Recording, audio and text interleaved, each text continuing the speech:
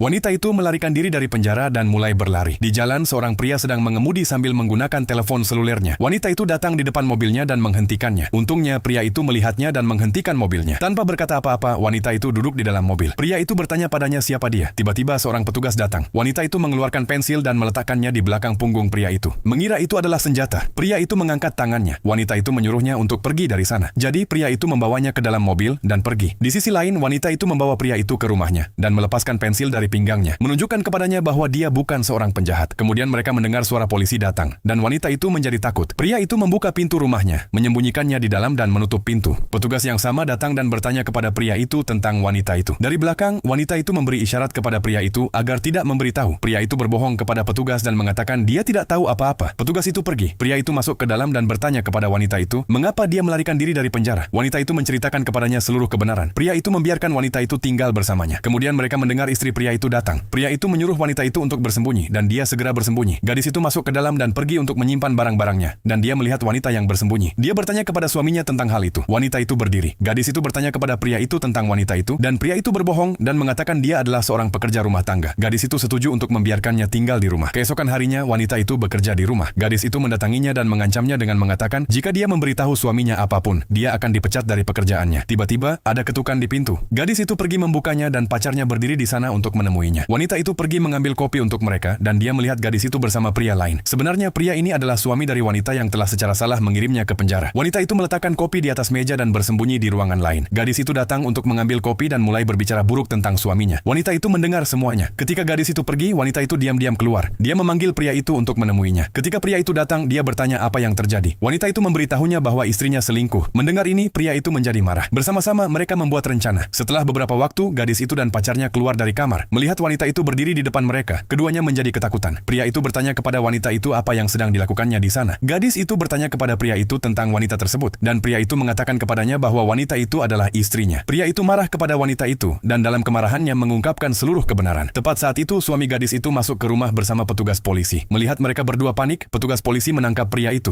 Gadis itu mulai memohon maaf kepada suaminya, tetapi pria itu sama sekali menolak untuk memaafkannya. Petugas polisi membawa mereka berdua pergi. Pria itu berterima kasih kepada wanita itu. Dengan cara ini, kebohongan dan pengkhianatan dihukum.